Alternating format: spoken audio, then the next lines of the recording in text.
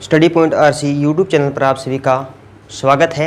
और आज हम अध्ययन करेंगे राजस्थान भूगोल का। राजस्थान भूगोल के जो महत्वपूर्ण चैप्टर राजस्थान भूगोल का, राजस्थान का अपवाह तंत्र।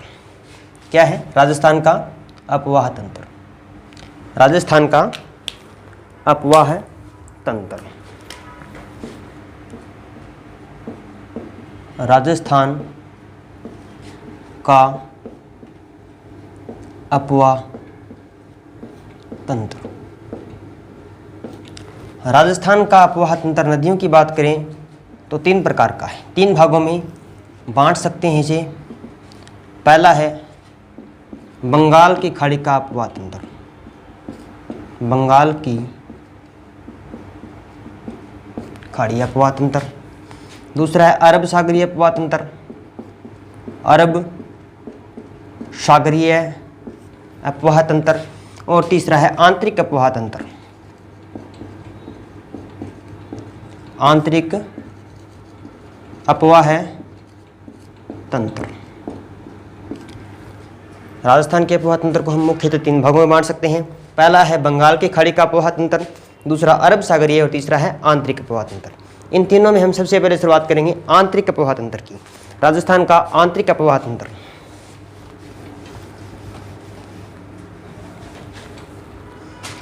आंतरिक अपवाह तंत्र। आंतरिक अपवाह तंत्र। आंतरिक अपवाह तंत्र का मतलब है नदियां अपने उद्गम स्थान से चलकर आगे किसी स्थान के ऊपर भूमि में विलीन हो जाती है, उसे आंतरिक अपवाह तंत्र कहते हैं।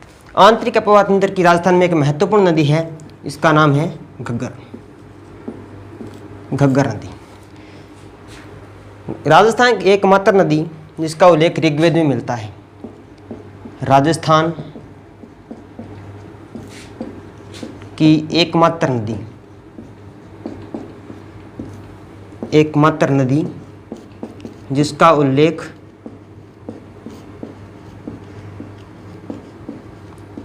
ऋग्वेद में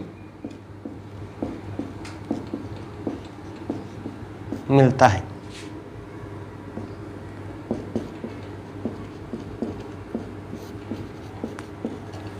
अब हम पढ़ेंगे घग्गर नदी के अपवाह क्षेत्र के बारे में। यह नदी किस किस राज्य से होकर गुजरती है और राजस्थान में इसके किनारे कौन कौन से महत्वपूर्ण स्थल स्थित हैं।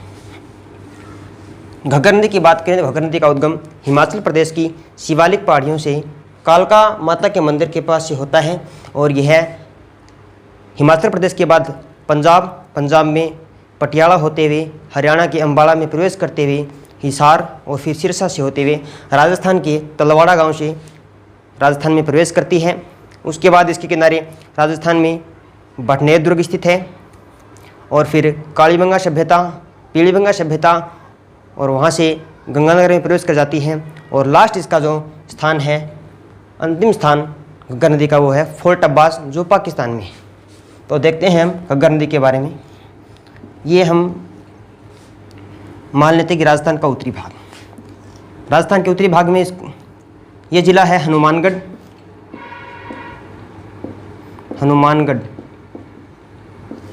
और ये है गंगानगर। और इधर जो देश पड़ता है वो है पाकिस्तान। भारत के उत्तर में एक राज्य है जिसका नाम है हिमाचल प्रदेश। हिमाचल प्रदेश से घग्गर नदी का उद्गम होता है। हिमाचल प्रदेश की शिवालिक पहाड़ियों से, शिवालिक पहाड़ियाँ, घग्गर नदी का उद्गम स्थल कौन सा है? शिवालिक पहाड़ियाँ। और इसके पास एक मंदिर है कालका मंदिर, कालका माता का मंदिर, कालका माता मंदिर। यहाँ से उद्गम होकर यह नदी पंजाब में प्रवेश करती है। यहाँ से नदी चली और यहाँ से इसने पंजाब में प्रवेश किया। पंजाब में मुख्य शहर पटियाला है इसके किनारे। उसके बाद यह हरियाणा में प्रवेश करेगी। हरियाणा के अंदर इसके किनारे दो महत्वपूर्ण स्थान हैं। सबसे पहले तो इसके किनारे है ओटू झील। ओटू झील हरियाणा में इसके किनारे सबसे पहले है ओटू झील। उसके बाद में है बनवाली सभ्यता हिसार में। बनवाली सभ्यता कहाँ है? बनवाली सभ्यता हरियाणा के हिसार जिले में। हरियाणा के हिसार जिले में बनवाली सभ्यता। यहाँ से होते हुए यह नदी राजस्थान में प्रवेश करती है और राजस्थान में जिस स्थान से प्रवेश करती है उस स्थान का नाम है तलवाड़ा गांव, टिब्बी तहसील। तलवाड़ा गांव, तलवाड़ा गांव और तहसील है टिब्बी। यहाँ से राजस्थान में प्रवेश करती है। राजस्थान के हनुमानगढ़ जिले में सबसे पहले प्रवेश करती है, फिर ये आगे बढ़ती है। आगे जाने पर इसके किनारे एक दुर्ग स्थित है जिसका नाम है भटनेर दुर्ग। भटनेर दुर्ग। भटनेर दुर्ग एकमात्र दुर्ग राजस्थान का जो ईंटों से निर्मित है। हम भटनेर दुर्ग की चर्चा इधर कर लेते हैं। भटनेर दुर्ग, भटनेर दुर्ग। तो भटनेर दुर्ग की बात करें तो इसका निर्माण 285 ईस्वी में, कहीं मिलता है 295 ईस्वी और कहीं मिलता है 298 ईस्वी। मुख्य माना जाता है 285 ईस्वी। 285 ईस्वी में इसका निर्माण करवाया था भूपत सिंह भाटी ने। भूपत सिंह भाटी ने, ठीक है। राजस्थान का एकमात्र दुर्ग, राजस्थान का एकमात्र ईंटों से निर्मित दुर्ग, ईंटों से निर्मित दुर्ग कौन सा दुर्ग है? भटनेर दुर्ग। राजस्थान का एकमात्र ईंटों से निर्मित दुर्ग कौन सा दुर्ग है? भटनेर दुर्ग, भटनेर फोर्ट। भटनेर दुर्ग किस नदी के किनारे है? घग्गर नदी के किनारे। घग्गर नदी के किनारे। सर्वाधिक विदेशी आक्रमण झेलने वाला दुर्ग, सर्वाधिक विदेशी आक्रमण झेलने वाला दुर्ग है या फिर सहन करने वाला दुर्ग कहें तो सबसे ज़्यादा विदेशी आक्रमण राजस्थान में जिस दुर्ग पर हुए हैं उस दुर्ग का नाम है भटनेर दुर्ग। आक्रमण भटनेर दुर्ग पर हुए हैं राजस्थान में। और राजस्थान में सर्वाधिक स्थानीय आक्रमण झेलने वाला दुर्ग है वो है अजमेर दुर्ग। सर्वाधिक विदेशी आक्रमण झेलने वाला दुर्ग। भटनेर दुर्ग की बात करें तो भटनेर दुर्ग को भाटियों की मरोड़ कहा जाता है। भाटियों की मरोड़। भाटियों की मरोड़ क्यों कहते हैं? इसका निर्माण कराया था, भाटियों ने निर्माण करवाया था इसका। इसका निर्माण किसने करवाया? भाटियों ने। भूपत सिंह भाटी, क्योंकि इसका निर्माण भाटियों ने करवाया।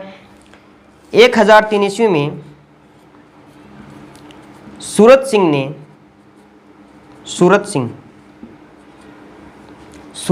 ने इस दुर्ग को मंगलवार के दिन जीता था। सूरत सिंह ने मंगलवार को जीता। किस दिन जीता? मंगलवार को जीता। इसलिए इसके किनारे जो शहर है उसका नाम क्या पड़ा? हनुमानगढ़ पड़ा। इस दुर्ग को मंगलवार के दिन जीता गया, इसीलिए इसके किनारे जो शहर है उसका नाम पड़ा हनुमानगढ़।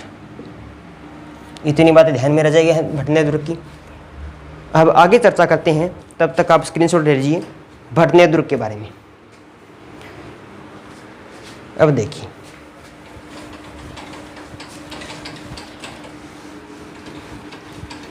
अब घग्गर नदी को आगे बढ़ाते हैं। इसके बाद भटनेर दुर्ग के बाद राजस्थान में इसके किनारे दो सभ्यताएं विकसित हुई हैं। दो सभ्यताएं, एक सभ्यता है कालीबंगा और दूसरी है पीलीबंगा। और हरियाणा में घग्गर नदी के किनारे एक सभ्यता है, इसका नाम है बनवाली सभ्यता। हिसार में कालीबंगा और पीलीबंगा। कालीबंगा सभ्यता की बात करें, हम कालीबंगा सभ्यता के बारे में साइड में पढ़ लेते हैं। कालीबंगा सभ्यता, कालीबंगा सभ्यता। कालीबंगा सभ्यता की जो खोज है वो की थी ए घोष अर्थात अमलानंद घोष। कालीबंगा को सिंधु घाटी सभ्यता की तीसरी राजधानी कहा जाता है। सिंधु घाटी सभ्यता की तीसरी राजधानी कहा जाता है। सिंधु घाटी सभ्यता की तीसरी राजधानी कहा जाता है। तीसरी राजधानी कहा जाता है। राजधानी किसने कहा? दशरथ शर्मा ने। सिंधु घाटी सभ्यता की तीसरी राजधानी कालीबंगा को किसने कहा? तो उसका आंसर आएगा दशरथ शर्मा ने कहा। अब कालीबंगा, कालीबंगा का अर्थ क्या होता है? काली अर्थात काला रंग और बंगा का अर्थ होता है चूड़ियाँ। इस स्थान से हमें काले रंग की चूड़ियाँ मिली, इसलिए इस सभ्यता को क्या कह दिया गया? कालीबंगा कह दिया गया। कालीबंगा के बारे में हमने पढ़ लिया और भटनी दुर्ग के बारे में पढ़ दिया। अब हम घग्गर नदी को आगे की तरफ ले जाते हैं, तब तक आप स्क्रीनशॉट ले लीजिए। देखिए,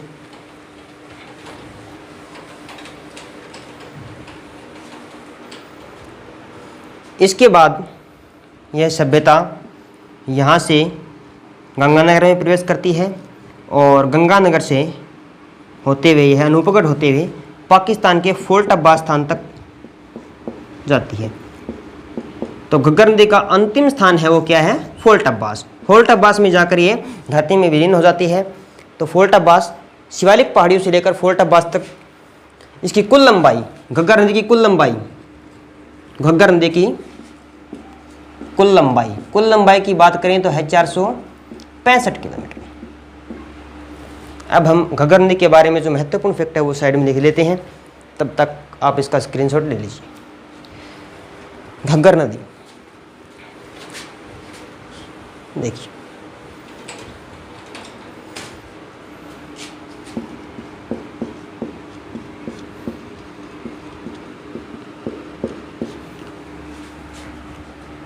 कुल लंबाई, घग्गर नदी की कुल लंबाई 465 किलोमीटर। कितनी है? 465 किलोमीटर। राजस्थान में लंबाई, राजस्थान में लंबाई की बात करें तो है 100 किलोमीटर। कितनी है? 100 किलोमीटर। राजस्थान में लंबाई 100 किलोमीटर, कुल लंबाई 465 किलोमीटर। अब बात करते हैं इसके उपनाम की कि घग्गर नदी को किस किस नाम से जाना जाता है। इस नदी को कहा जाता है मृत नदी, क्योंकि अगर भटनेर दुर्ग के बाद लगभग विलीन हो जाती है धरती में, तो इसे मृत नदी, इसे कहा जाता है नट नदी। नट नदी जब इसमें पानी की मात्रा अधिक हो जाती है तब यह अपना स्थान या अपनी जो प्रवाह क्षेत्र को परिवर्तित कर लेती है, बदल देती है, इसलिए इसे कहा जाता है नट नदी। घग्गर नदी का प्रवाह क्षेत्र, घग्गर का प्रवाह क्षेत्र,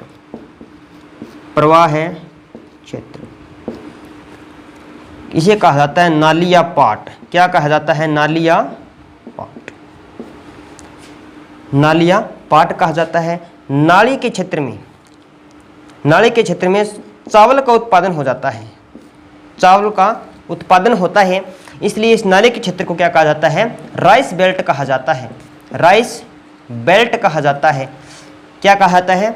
राइस बेल्ट कहा जाता है इसके क्षेत्र को। ठीक है, घग्गर नदी नाली या पाट कहा जाता है, राइस बेल्ट इसके क्षेत्र को कहा जाता है। घग्गर नदी की बात करें तो एक उपनाम हो रहा है, इसे राजस्थान का शोक कहा जाता है। क्या कहा जाता है? घग्गर नदी को राजस्थान का शोक कहा जाता है। राजस्थान का शोक कहा जाता है। राजस्थान का शोक कहा जाता है किसे? घग्गर नदी को राजस्थान का शोक कहा जाता है। कुल लंबाई 465 किलोमीटर, राजस्थान में लंबाई 100 किलोमीटर, नट नदी, मृत नदी, घग्गर नदी का प्रवाह क्षेत्र नालिया पाट कहलाता है। और यहाँ पर जो चावल का उत्पादन होता है उस क्षेत्र को राइस बेल्ट कहा जाता है। इतना हमने पढ़ लिया। तब तक इसका आप स्क्रीनशॉट ले लीजिए, आगे बढ़ें।